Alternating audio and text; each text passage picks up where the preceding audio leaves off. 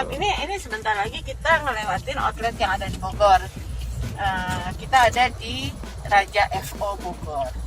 Kalau yang ke Bogor boleh mampir ke sini karena di sini ada koleksi kita juga. Namanya? Di Jalan Raya Pajajaran nomor 10. Ini Pak mau mampir sebentar. Nah, mampir. Jadi Mbak Frida ini atau yang sudah akrab disapa sebagai Teh Frida. Jadi desainnya Teh Frida ini sudah banyak kenal oleh banyak perancang busana di dunia ya. Hasil rancangan busana Teh Frida ini juga sering dipamerkan di negara-negara sahabat Indonesia, termasuk negara Asia, Eropa, dan bahkan di Rusia. Oke lah, sekarang sudah sampai di butiknya Teh Frida ini, butiknya Nenggelis Gallery. Jadi kalau pemirsa lifestyle main ke Aeon Mall Sentul City ya, dari Jagorawi keluar Sentul Selatan, nah nanti ada arah Gunung Pancar tuh ada Aeon Mall. Nah, ada di B2. Ada di B2. Jadi nggak jauh dari lobby yang salah tadi. Nah, itu. Dan ini namanya Nenggelis Gallery. Nah, ini merupakan outlet yang keberapa? Apakah ini yang utama? Untuk saat ini adalah outlet yang utama buat Nenggelis Gallery, buat Frida Aulia Indonesia. Yang lainnya adalah outlet-outlet tambahan. Jadi dulu kita buka sendiri di Kota Bogor dan di rumah itu outlet sendiri. Nah sekarang dipindahkan ke sini semua. Jadi kalau buat teman-teman yang mau berkunjung melihat koleksi terbaru dari Frida Aulia ada di sini. Selain di toko-toko yang tadi disebutkan. Oke, jadi kalau dimanapun lah ya ada Frida Aulia di outletnya Teteh. Saya pengen tahu nih, bisa diceritakan apa sih namanya tuh? Menyasar ke demografi yang mana? Iya. Demografi yang mana? Apakah anak muda atau mungkin di atasnya itu atau mungkin fleksibel gimana? Jadi memang usaha ini dibuat sebenarnya karena memang passionnya saya di fashion gitu. Jadi mau nggak mau ini adalah sebagai rumah hobi buat Frida sendiri untuk berkarya gitu. Nah, jadi yang dibikin tentunya menyasar pasar teman-teman seangkatan. Jadi artinya seumuran Frida dan yang badannya juga kurang lebih sebenarnya sama kayak saya gitu. Jadi terkadang kalau misalkan ABG masuk nggak? Kalau ABG kita kan sebenarnya modelnya abadi gitu ya. Jadi simple, elegan, terus abadi mau dipakai di masa apapun bisa. Dan satu lagi khas dari Frida Aulia Indonesia adalah mempunyai identitas sendiri karena baju-baju yang dihasilkan atau craft yang dihasilkan memakai cita rasa lokal. Ini adalah identitas identitasnya kita membuat batik sendiri.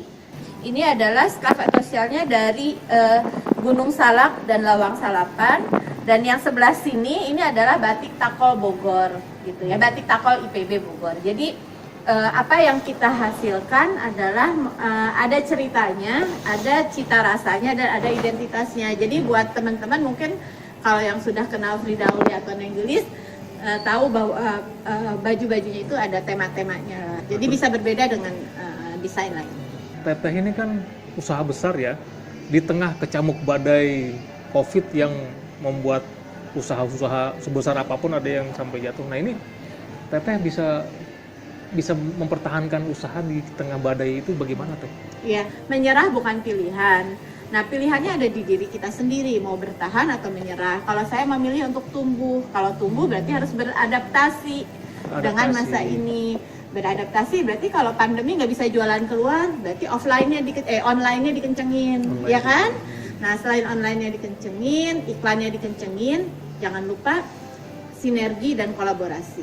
Kalau sendiri sulit, tapi kalau bersama-sama lebih mudah. Dan di sini ada 21 UKM dan 21 desainer yang bergabung di rumah ini, di Nenggelis Gallery ini. Oh, jadi mereka... Jadi ini nggak sendiri gitu. Saya merangkul UKM-UKM, merangkul juga teman-teman desainer. Ada yang dari Padang nih, Emi Arlin gitu ya. Jadi beberapa desainer untuk bergabung di sini gitu, ataupun misalkan pemula yang mau launching produk, ayo kita bantuin gitu. Ataupun ada teman-teman yang di Rusia ada produk tas, ada produk kalung atau apa. Oh, berarti itu mah bukan UMKM lagi dong, itu berarti udah sampai ke Iya, orang tapi Rusia juga. yang ke Rusia itu ada yang berangkat, ada UKM-UKM. Kayak kita kan berangkat ke luar negeri untuk memperkenalkan produk kita. Kami atas nama UKM Indonesia. Ya insya Allah dalam waktu dekat bisa jadi besar sekali. Amin. Amin. Pengennya bukan cuma besar, tapi pengennya bertahan dan menjadi modal buat pensiun sampai tua. Gitu, jadi pemirsa, kelangsungan bisnis itu penting sekali. Jadi apa? Kalau banyak yang mereka yang kebanyakan ya pebisnis itu yang terjebak dengan pengen bisnis besar, tentunya baru sebentar udah tutup. Nah, jadi lebih baik nggak usah terlalu besar, nggak usah terlalu banyak, tapi tumbuh gitu kan. Dan kita kan selalu mencari aman, nyaman. Sustain ya, sustainable gitu. Ini adalah batik sempur. Yang ini batik Taman Safari, karena kami pernah mengisi outlet di Taman Safari, di Hotel Taman Safari. Terus yang ini yang tadi aku cerita, Lawang Salapan. Oh iya. Nih, di pintu masuk Kota Bogor. Ini Gunung Salak, ini Daun Talas, ini Lawang Salapan. Lalu ini ikan, karena kita anak perikanan. Oh, iya. Tuh. Dan ini kenapa kita ada di ini nih, di Kebun Raya Bogor. Jadi ini kebun Istana Bogor lewat belakang. Nah ini ingat kan ada apa namanya kolam. Ini Kebun Raya. Nah ini yang dipilih oleh Terhappy. Ada organisasi ini sekitar 800 piece.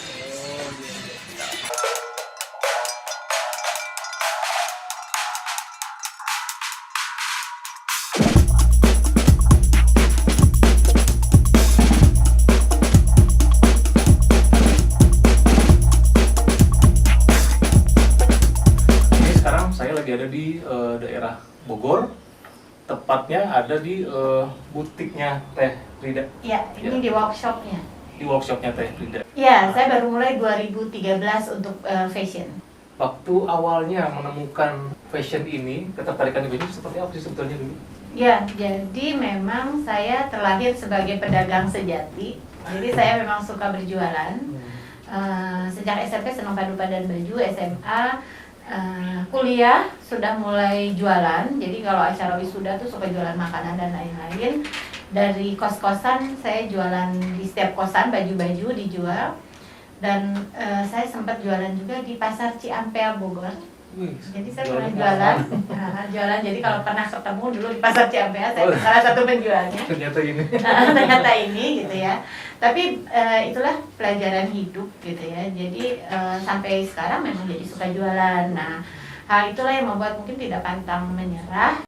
Setelah menikah mungkin penantian untuk anak itu lama, 7 tahun. Oh, jadi nah, akhirnya 7 tahun dia 7 tahun menanti anak-anak. Di situ suami bilang, karena dulu saya kuliah kan sampai S2, saya pikir sayang ya kalau kuliah sampai S2 terus nggak kerja. Akhirnya kerja. Kamu kan sukanya jualan, passion kamu di situ, kenapa nggak coba dikembangkan itu? Akhirnya saya resign waktu anak-anak umur 6 bulan dan bikin penyewaan peralatan bayi. Nah, penyewaan peralatan bayi lah yang mengantarkan saya ke dunia fashion ini, karena 8 tahun menggeluti usaha penyewaan peralatan bayi, kita punya sekitar hampir 3.000 pelanggan, tepatnya 2.800-an pelanggan penyewaan bayi member yang kami punya database-nya gitu.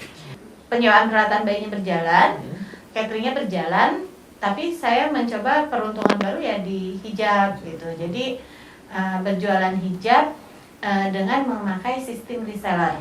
Jadi saat itu reseller kita ada sekitar lebih dari 150 orang menjadi reseller yang menjualkan kembali produk saya kepada teman-teman lainnya gitu. Itu hijabnya dibikin sendiri?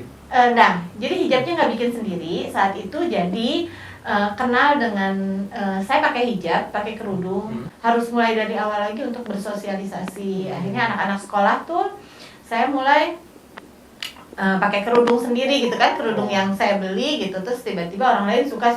Akhirnya saya dapat kerudung itu langsung dari kapal. Jadi si yang nganterinnya yang suka jualnya tuh bilang, Teteh kalau mau beli nih, baru datang barangnya, tapi nggak bisa dipilih gitu. Nggak apa-apa, jadi di sini berkarung-karung barang kerudung tersebut gitu, kita pilah. Dan akhirnya beberapa yang dipakai iklan-iklan kosmetik di televisi, beberapa dipakai artis gitu, beberapa liputan majalah. Nah dari situlah Hijab by Frida Aulia dengan ratusan reseller itu menyebar. Nah disitulah mulainya saya mengenal dunia fashion gitu, dengan mengenal si reseller. Reseller itu dari mana? Ya dari database yang penyewaan peralatan bayi itu. Jadi benar-benar jejaring. Catat. Jadi pertama, taste tentang fashion harus kuat dulu, ya kan? Nah, Teh Frida taste-nya udah oke.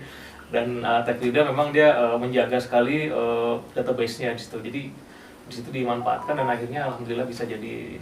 Jadi Teh Frida setiap harinya dalam kegiatan Frida Sari datang ke outlet, di semua outlet yang ada di Jabodetabek. Saat ini? Everyday Okay.